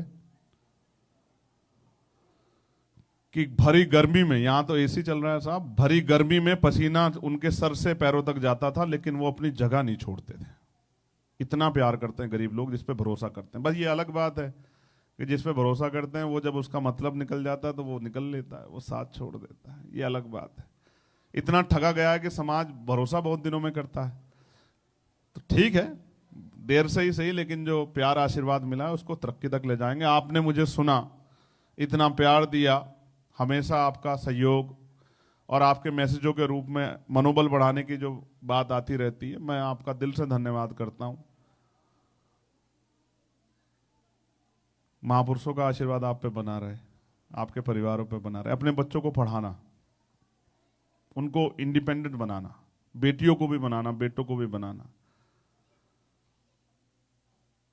वो जो डिस्क्रिमिनेशन है उस पर यहां चर्चा होनी चाहिए, बहुत सही है, लेकिन मेरा मानना है कि उनको ये भी बताना चाहिए कि यहां नहीं, इसलिए यहां उनके दरवाजे कोई नहीं रोक सकता है। ये बात उनको बतानी, उन पर सिर्फ नकारात्मक असर नहीं जाना चाहिए, या वो कभी इंडिया जाएं तो यही सोचते रहें कब हमारे साथ डिस्क्रिमिनेशन होगा, ऐसा नहीं जाना चाहिए। उनके अंदर ये भी जाना चाहिए कि जिस मुल्क में, जिस देश में हम लोग रहते हैं, उस देश में हमारे साथ डिस्क्रिमिनेशन नहीं होता, उस देश में हमें आज़ादी है उड़ने की, मेहनत करके आगे बढ़ने की, और ऐसे ही हम लोग कोशिश करेंगे। मैंने आज यहाँ की इलेक्शन पॉलिसी को खूब विनोद भाई के साथ रिसर्च किया, बात की उनसे। मैं बहुत सारे बिल्स हैं जिनको लेके जाऊंगा, और मैं free and fair election policy देख रहा था। मैं उनसे पूछ रहा था कि आपके यहाँ वोट की चोरी तो नहीं होती? हमारे यहाँ तो होती है। हमारे तो SIR में सरकारों ने बहुत बहुत वोट काट दिए। जहां बंगाल में चुनाव रहा 98 लाख वोट कट गए, कोई पूछने वाला नहीं है। यूपी में 2 करोड़ 19 लाख वोट कट गए। तो सरकार अपने हिसाब से सरकारी मशीनरी का दुरुपयोग कर रही है। तो यहां ऐसा नहीं है। मैं फिर सोचता था कि भाई ऐसी इलेक्शन पॉलिसी अगर हमारे यहाँ हो तो इस भारतीय जनता पार्टी की सरकार को हम किसी भी चुनाव में उखाड़ के फेंक दें, लेकिन वहां उधर अभी सरकारी मशीनरों का बड़ा दुरुपयोग हो रहा है। लेकिन हम कोशिश करेंगे कि इन सब चीजों को भी लोगों के बीच में लेके जाएंगे। और जिस तरह से ये भी हमेशा ऐसा नहीं रहा होगा, यहां भी डिस्क्रिमिनेशन था, रंग भेद था, तो जिस तरह से ये इन्होंने बदलाव किया, इस तरह से वहां के लोगों में बदलाव हो। हम किसी के दुश्मन नहीं है, ना हम किसी को निकालना चाहते हैं वहां से, बस ये चाहते हैं सब इंसानों की तरह रहें और कोई किससे भेदभाव ना करे, सब लोग आगे बढ़े। देश सबका है, देश की तरक्की में सबका योगदान है, देश को आगे बढ़ाने में। तो हम लोग कोशिश करेंगे कि एक भाईचारे वाला समाज वहां बने। बहुत बहुत धन्यवाद। जय भीम, जय भारत, जय गुरुदेव, धन गुरुदेव, वाहेगुरु जी का खालसा, श्री वाहेगुरु जी की फतेह। और आपने इतना सब प्यार दिया उसके लिए। और ये जो संचालक महोदय, ये मेरे बड़े फेवरेट हैं ये मेरे बड़े फेवरेट है। पिछली बार भी इन्होंने जो है पूरा प्रोग्राम जो है संचालन किया और आज भी डटे हुए हैं। ये अलग बात है कि पिछली बार ये 1-1, 2-2 शायरी बीच में अपनी भी कह रहे थे, इस बार ये ऐसा नहीं कर रहे हैं। इनके लिए भी मंगल कामनाएं। और जितने साथियों ने आयोजन में हिस्सा लिया और सहयोग किया, उनका भी मैं दिल से धन्यवाद करता हूँ। बहुत बहुत धन्यवाद। थैंक यू सर, आप यहीं रहे। Thank you sir, thank you very much. ਜੋ ਇਹਨਾਂ ਨੇ ਗੱਲਾਂ ਕਹੀਆਂ ਸਪੈਸ਼ਲੀ ਰਾਸ਼ਟਰਪਿਤਾ ਜੋਤੀਬਾ ਫੂਲੇ, ਮਾਤਾ ਸਵਿਤਰੀ ਬਾਈ ਬਾਰੇ, ਅਸੀਂ ਉਹਨਾਂ ਤੇ ਜ਼ਰੂਰ ਅਮਲ ਕਰਾਂਗੇ, ਹਮ ਅਮਲ ਕरेंगे उन पर। ਸੋ मैं आप सबको ਸਾਰਿਆਂ ਨੂੰ ਦੱਸਣਾ ਚਾਹੁੰਦਾ ਕਿ ਆਪਣਾ ਜੋ ਸੱਭਿਆਚਾਰਕ ਪ੍ਰੋਗਰਾਮ ਹੈ ਹੁਣੇ ਜਲਦੀ ਸਟਾਰਟ ਹੋ ਜਾਏਗਾ। ਜੋ ਜਿਤਨੇ ਵੀ ਆਪਣੇ ਭਾਜੀ ਮਨਜੀਤ ਰਾਲ ਜੀ, ਆਪ ਆਪਣੇ ਸਾਥੀਆਂ ਨੂੰ ਲੈ ਕੇ ਕਿਰਪਾ ਕਰਕੇ ਆਪਣੇ ਆ ਜਾਓ ਜੀ। ਤੇ भाजी इतने वेट करके आओ। मैं 2 दिन पहले जयंती होती है 11 अप्रैल को फुले साहब। हाँ जी बिल्कुल यार, हाँ हाँ यार। तो जो जिसके लिए मैंने श्री चंद्रशेखर जी को यहाँ पे रोका है, सो मुझे बताते हुए बहुत खुशी हो रही है कि इनके वाइफ जो इनके जीवन साथी है श्रीमती वंदना कुमारी और इनके सुपुत्र है वो भी आज साथ आए हुए हैं। मैं उनको बेनती करूँगा लेडीज़ की तरफ से, कुछ लेडीज साथ मैं बीबियों ਨੂੰ ਮੈਂ ਬੇਨਤੀ ਕਰਾਂਗਾ ਆਪ ਨਾਲ ਆਓ ਥੋੜੀ ਜਿਹੀ ਉਹਨਾਂ ਦੇ, ਤੇ ਨਾਲ ਮੈਂ ਆਪਣੇ ਜੋ ਪ੍ਰਬੰਧਕ ਕਮੇਟੀ ਹੈ ਉਹਨਾਂ ਨੂੰ ਬੇਨਤੀ ਕਰਾਂਗਾ ਕਿ ਆਪ ਵੀ ਆ ਜਾਓ ਜੀ। ਸਾਰੇ ਜਣੇ ਰਲ ਕੇ ਇਹਦੇ ਪੂਰੀ ਫੈਮਿਲੀ ਨੂੰ ਆਪਾਂ ਜੋ ਸਨਮਾਨ ਕਰੀਏ। ਸ਼੍ਰੀਮਤੀ ਵੰਦਨਾ ਕੁਮਾਰੀ ਦੇ ਨਾਲ ਉਹਦੇ ਸੁਪੁੱਤਰ ਆਏ ਹਨ। ਹਾਂ ਕਿਉਂਕਿ ਜੋ ਡਾਕਟਰ ਬਾਬਾ ਸਾਹਿਬ ਭੀਮਰਾਓ ਅੰਬੇਦਕਰ ਸੀ, ਮਾਤਾ ਰਮਾਬਾਈ, ਉਹਨਾਂ ਦੇ ਪਿੱਛੇ ਜੋ ਪਾਵਰ ਸੀ ਉਹ ਮਾਤਾ ਰਮਾਬਾਈ ਸਨ। ਜੋ ਵੀ ਜਿਤਨੇ ਵੀ ਕੰਮ ਕੀਤੇ ਉਹਨਾਂ ਨੇ ਸਾਡੇ ਸਮਾਜ ਲਈ, ਉਹਦੇ ਪਿੱਛੇ ਮਾਤਾ ਰਮਾਬਾਈ ਦਾ ਜੋ ਸਪੋਰਟ ਸੀ, ਉਹਨਾਂ ਦਾ ਸਹਿਯੋਗ ਸੀ। ਇਸ ਕਰਕੇ ਬਾਬਾ ਸਾਹਿਬ ਦੇ ਕਰਕੇ ਉਹਨਾਂ ਕਿਤੇ ਕੰਮਾਂ ਕਰਕੇ ਅੱਜ ਆਪਾਂ ਇਹ ਜੋ ਸ਼ਾਨਦਾਰ ਜ਼ਿੰਦਗੀ ਜੀ ਰਹੇ ਹਾਂ ਜੀ। ਸੋ ਪ੍ਰਬੰਧਕ ਕਮੇਟੀ ਦੇ ਮੈਂਬਰ ਸਾਹਿਬਾਨ ਆ ਕੇ ਬੀਬੀਆਂ ਨੂੰ ਵੀ ਕੋਲ ਨੂੰ ਹੋ ਜਾਓ ਜੀ, ਜੋ ਨਾਲ ਨੂੰ ਅਜੇ ਤੱਕ ਕੋਈ ਗੱਲ ਇੱਧਰ ਮੂਹਰੇ ਆਓ ਜੀ, ਅੱਗੇ ਆ ਜਾਓ ਤੁਸੀਂ ਭੈਣ ਜੀ, ਅੱਗੇ ਆ ਜਾਓ ਜੀ। ਥੋੜੀ ਪੂਰੀ ਐਨ ਪਿੱਛੋਂ ਜਾ ਕੇ ਥੋੜੀ ਫੋਟੋ ਖਿੱਚਣੀ ਤਾਂ ਕਿ ਬੀਬੀਆਂ ਸਾਰੀਆਂ ਆ ਜਾਣ। ਤੇ ਨਾਲ ਜੋ ਇਹਨਾਂ ਤੋਂ ਬਾਅਦ ਆਪਣੇ ਕੋਲ ਜੋ ਭੱਟੀ ਸਾਹਿਬ ਹਨ, ਰੋਹਿਤ ਭੱਟੀ, ਉਹ ਵੀ ਇੱਥੇ ਰਹਿਣ ਜੀ, ਉਹਨਾਂ ਦਾ ਵੀ ਸਨਮਾਨ ਕਰਨਾ। ਸਾਰਾ ਜਿਤਨਾ ਵੀ ਇਹ ਪ੍ਰੋਗਰਾਮ ਹੁੰਦਾ ਹੈ ਇਹਨਾਂ ਦੇ ਇੱਥੇ ਆਉਣ ਦਾ ਆਰਗੇਨਾਈਜ਼ ਉਹਨੂੰ ਕਰਦੇ ਹਨ ਸ਼੍ਰੀ ਰੋਹਿਤ ਭੱਟੀ ਜੀ, ਉਹਨਾਂ ਦਾ ਹੀ ਆਪਾਂ ਕਰਨਾ ਹੈ ਜੀ। Thank you.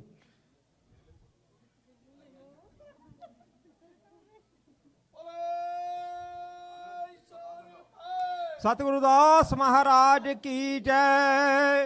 जय जय जय जय जय भीम। जय जय जय जय जय भीम। बाबा साहब तेरी सोच ते,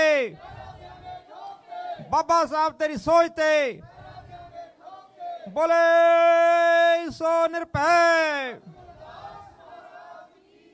बोले सो निहाल। Thank you. सारे जने तसल्ली दे नाल फोटो करा लो। ते रोहित भट्टी जी, भाई साहब आप भी आ, रोहित भट्टी जी, इन्होंने भी गुरु घर की प्रबंधक कमेटी संगत वालों सन्मान चिन्ह जो है दिता जाएगा जी। बोले सो निरभय, बोले सो निहाल। जय भीम, जय Bhim. Thank you very much. सारे बीबियां हाँ जी,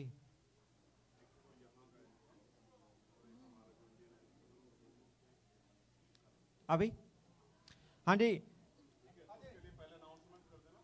जितने भी आप जितने भी हॉल दे विच हाँ जी, अपना जो राष्ट्रीय गीत हैं, एक तो जो भारत का राष्ट्रीय गीत अते जो अमेरिका का नैशनल एंथम है वो आप प्ले करांगे।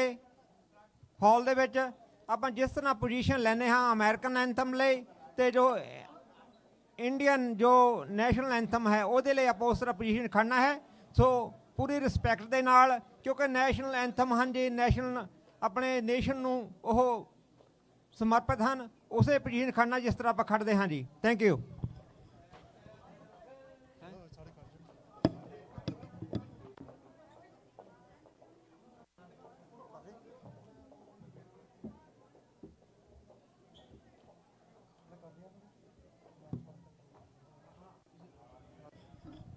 हाँ जी, आप नैशनल एंथम प्ले करना, नैशनल एंथम प्ले करते हैं। अपने पोजीशन के खड़ जाओ। पहला केड़ा प्ले करना?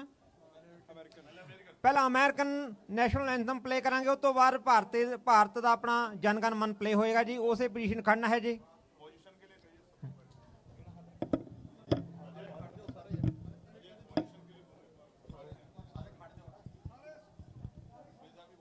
Sare, please, Kharjo. Everyone, please stand.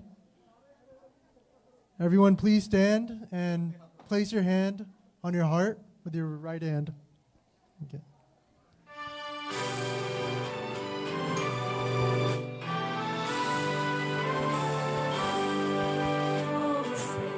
Can you see by the dawn's early light what so proudly we hailed at the twilight's last gleaming, whose broad stripes and bright stars through the perilous fight o'er the ramparts we watched were so gallantly streaming. And the rocket's red glare, the bombs bursting in air, gave proof through the night that our flag was still there.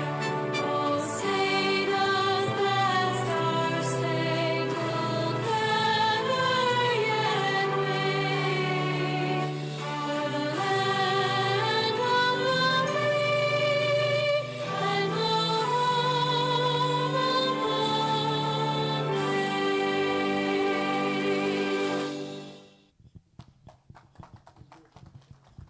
ਜਨ ਗਣ ਮਨ ਸਾਵਧਾਨ position 'ਚ ਆਪਾਂ ਖੜਦੇ ਹਾਂ। ਇੱਦਾਂ ਪੈਰ ਜੋੜ ਕੇ ਸਾਵਧਾਨ ਪੋਜੀਸ਼ਨ ਖੜੋ ਜੀ ਪਲੀਜ਼। ਆਪਣਾ ਜੋ ਰਾਸ਼ਟਰੀ ਗਿਆਨ ਭਾਰਤ ਦਾ। Thank you.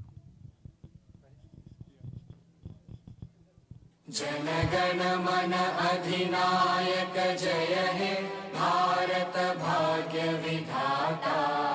पंजाब सिंध गुजरात मराठा द्राविड उत्कल बंगा। विंध्य हिमाचल यमुना गंगा उच्चल जलधि तरंगा। तव शुभ नामे जागे तव शुभ आशीष मागे। गाहे तव जय गाथा जनगण मंगलदायक जय हे भारत भाग्य विधाता। जय हे जय हे जय हे जय जय जय जय हे।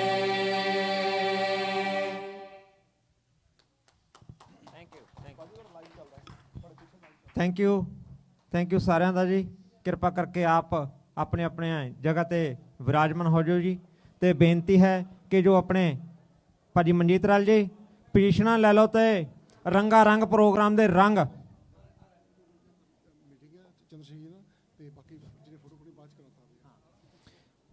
ਬੇਨਤੀ ਇਹ ਹੈ ਕਿ ਜਿਨ੍ਹਾਂ ਨੇ ਵੀ ਤਸਵੀਰ ਆਪਣੇ ਮੁੱਖ ਮਹਿਮਾਨ ਸ਼੍ਰੀ ਚੰਦਰ ਸ਼ੇਖਰ ਆਜ਼ਾਦ ਨੇ ਖਿਚਵਾਉਣੀ ਆ, ਉਹ 2-4 ਮਿੰਟ ਦਾ ਸਮਾਂ ਦੇ ਦਿਓ। ਪ੍ਰਬੰਧਕ ਕਮੇਟੀ ਅਤੇ ਹੋਰ ਜੋ ਉਹਨਾਂ ਨੇ ਅੰਦਰ ਜਾ ਕੇ ਥੋੜ੍ਹੀ ਉਹਨਾਂ ਨਾਲ 2-4 ਮਿੰਟ ਮੀਟਿੰਗ ਗੱਲਬਾਤ ਕਰਨੀ ਹੈ ਜ਼ਰੂਰੀ, ਤਾਂ ਉਹ ਕਰ ਲਓ। ਓਕੇ। ਇੱਧਰ ਆਓ, ਇੱਧਰ ਆ। ਬੇਨਤੀ ਹੈ ਜੀ ਕਿ ਹੁਣ ਰੰਗਾ ਰੰਗ ਪ੍ਰੋਗਰਾਮ ਸੱਭਿਆਚਾਰਕ ਪ੍ਰੋਗਰਾਮ ਹੋਵੇਗਾ।